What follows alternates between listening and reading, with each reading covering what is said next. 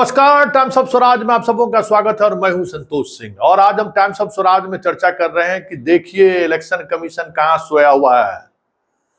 Election commission कहां सोया है, हम उसे जगाने आए हैं, उसके दरवाजे को खटखटाने आए हैं। देखिए पटना में किस तरीके से खुल्लम खुल्ला आचार संहिता का उल्लंघन हो रहा है, वो भी इस तरीके से सभी अधिकारियों के आंख नाक कान के नीचे। आप पटना में प्रवेश करेंगे 0 माइल से, जब आप अनीसाबाद की तरफ जाएंगे, मेट्रो का काम काफी तेजी से चल रहा है और उन तमाम मेट्रो के पाए पर, मेट्रो के जो डिवाइडर बनाया गया है उस पर मोदी हर किसी के दिल में है। जी हां, ये पोस्टर चारों तरफ लगाया गया है और लगाने वाला जो व्यक्ति अपने आप का बार कोड लगाया है वो नरेंद्र मोदी ऐप। ये सीधे सीधे आचार संहिता का उल्लंघन है। बिहार में वैसे भी आप बिना अनुमति के, बिना परमिशन के आप पोस्टर नहीं लगा सकते हैं, पहली बात। और सरकारी जगहों पर तो आप पोस्टर लगा ही नहीं सकते हैं। ये मेट्रो का पूरा काम बिहार सरकार का काम चल रहा है और मेट्रो की एजेंसी भी बिहार सरकार की एजेंसी है, जिनके पूरे होर्डिंग पे नरेंद्र मोदी मुस्कुरा रहे हैं। कहां सोए हैं पटना के डीएम, कहां सोए हुए हैं पटना के डीएम। देखिए क्या हो रहा है। सवाल यह नहीं है कि मोदी का तस्वीर लगा हुआ है, सवाल यह है कि जब इस कदर से खुल्लम खुल्ला आचार संहिता का उल्लंघन होगा तो फिर सवाल उठना तो लाजमी है कि चुनाव आयोग किसके साथ खड़ी है।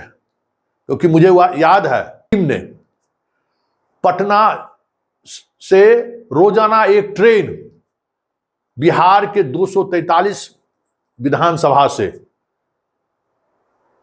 गोवा, मुंबई, गुड़गांव घुमाने के लिए यूथ को ले जा रहे थे। ये खबर मैंने ही चलाई थी और उसके बाद पूरा हंगामा हुआ था। रेलवे बोर्ड ने उन तमाम ट्रेनों का परिचालन रद्द किया था और उसमें एपोलॉजी रेलवे की तरफ से जारी किया गया था। इलेक्शन कमीशन ने बहुत हार्ड एक्शन लिया था। ये 2015 के विधानसभा चुनाव की हम बात कर रहे हैं, समझ गए ना। उस दौर में भी इलेक्शन कमीशन इस तरीके से एक्शन लेता था और मीडिया कहां सोई हुई है। जब हमारे जैसे मीडिया पर्सन की खुली आंख जब बाईपास में ये हम देख लिए तो वो कहां सोई। उनका तो काम ही यही है जगाना। तो ये देख लीजिए, ये मोदी का शासन है। क्यों बार बार कहा जाता है कि संविधान खतरे में है, या क्यों बार बार ये कहा जाता है कि मोदी के रहते हुए देश के जो अन्य संवैधानिक संस्था हैं वो ठीक तरीके से काम नहीं कर रहे हैं, दबाव में है। इससे बड़ी वानगी, इससे बड़ा उदाहरण और क्या हो सकता है।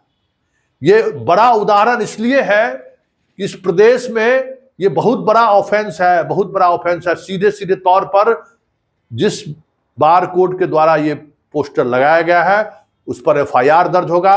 और ये जो नरेंद्र मोदी ऐप जिसने भी बनाया है, जिस कंपनी ने भी बनाई है, उस कंपनी को मेन अभियुक्त बनाया जा सकता है। और अगर नरेंद्र मोदी की टीम है तो उस पर एफआईआर दर्ज हो सकता है। इतना बड़ा अपराध है और इतने बड़े अपराध के बावजूद भी प्रशासन खामोश है, चुनाव आयोग खामोश है।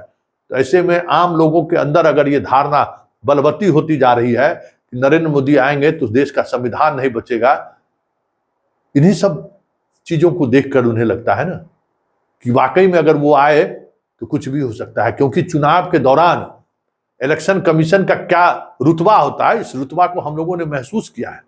लेकिन इस बार तो इलेक्शन कमीशन, हाँ, राहुल का हेलीकॉप्टर जांच करते हुए खबरें आई हैं।